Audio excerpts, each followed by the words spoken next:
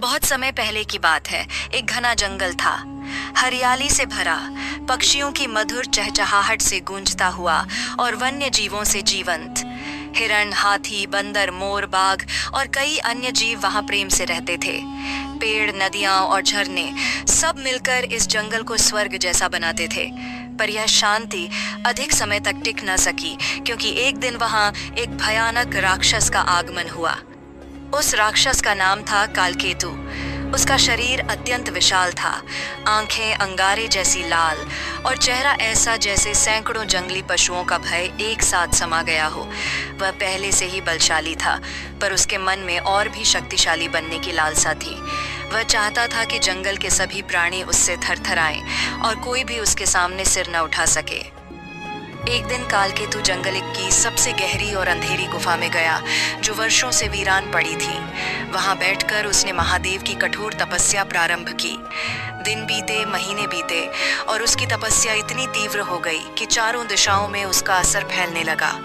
अंततः भगवान महादेव उसके सामने प्रकट हुए। क्या चाहिए तुझे राक्षस?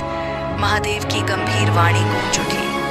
कालकेतु ने कहा, प्रभु, मुझे ऐसी शक्ति दो कि मैं पूरे जंगल पर राज कर सकूं। मुझे ऐसा रूप दो कि कोई भी मेरे सामने खड़ा न हो सके। महादेव उसके तप से प्रसन्न तो हुए, पर जान गए कि उसका उद्देश्य अहंकार से भरा है। फिर भी अपने वचन के अनुसार उन्होंने उसे शक्ति प्रदान की और कहा, तेरी शक्ति अब बढ़ गई है, पर ध्यान रहे उसका प्रयोग धर्म के मार्ग पर हो। परंतु कालकेतु का मन अधर्म की ओर झुक चुका था। नई शक्ति पाने के बाद वह और भी विकराल हो गया। अब उसकी चाल से धरती कांपने लगी। उसकी आवाज सुनते ही पक्षी उड़ जाते और जानवर बिलों में छुप जाते। वह जंगल के प्राणियों को बिना कारण मारता और कच्चा खा जाता। उसने जंगल में आग लगाना शुरू कर दिया। पेड़ जलने लगे, नदियों का पानी सूखने लगा और जो कभी शांत और हरा भरा वन था, वह अब भय और राख में बदलने लगा। जानवरों में हाहाकार मच गया। हाथी चिंघाड़ते, हिरण रोते, पक्षी दिशाहीन उड़ते, कहीं कोई सुरक्षित नहीं था। सभी भयभीत थे, पर किसी में साहस नहीं था कि कालकेतु से मुकाबला करे। तभी एक वृद्ध तोता, जो सबसे बुद्धिमान माना जाता था, बोला, हमें संकट में एक ही देवता की शरण लेनी चाहिए। भगवान हनुमान वही हैं जो हमें बचा सकते हैं। सभी जानवरों ने मिलकर एक विशाल वट वृक्ष के नीचे प्रार्थना की, हे महावीर हनुमान, हमारी रक्षा करो। उनकी पुकार व्यर्थ नहीं गई। आकाश में बिजली चमकी, बादल गरजे और एक तेज प्रकाश पुंज आसमान से उतरा। उसी में प्रकट हुए स्वयं पवन पुत्र हनुमान, गदा धारण किए, तेजस्वी और दिव्य रूप में। हनुमान जी ने चारों ओर देखा।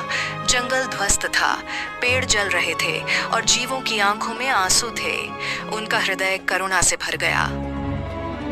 कौन है जो मेरे बच्चों को कष्ट दे रहा है? उन्होंने गरजते हुए पूछा।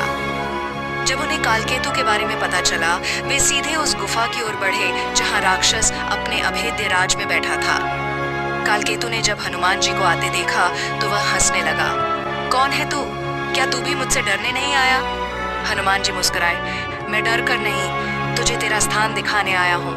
फिर आरंभ हुआ एक भयानक संग्राम। वृक्ष टूटने लगे, धरती हिलने लगी और आकाश में बिजली सी कड़कने लगी। कालकेतु अपनी समस्त शक्ति से लड़ा, पर हनुमान जी की गदा के आगे उसका कोई वार टिक नहीं सका। हनुमान जी ने एक पल में उसे धरती पर गिरा दिया। उसके सारे दंभ को तोड़ते हुए बोले, शक्ति विनाश का कारण नहीं, सेवा का साधन होनी चाहिए। तूने इसका दुरुपयोग किया, अब तू इस जंगल का हिस्सा नहीं रह सकता।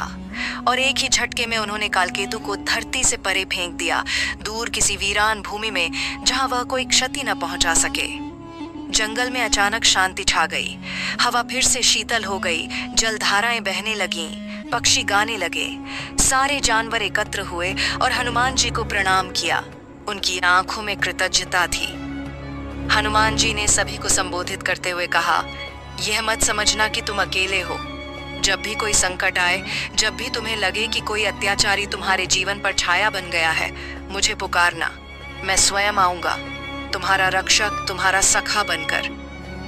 इतना कहकर उन्होंने आकाश की ओर देखा और फिर धीरे धीरे उठकर आकाश में विलीन हो गए। उनके जाते ही आकाश में सूर्य की किरणें फैलीं और इंद्रधनुष आसमान को सजाने लगा।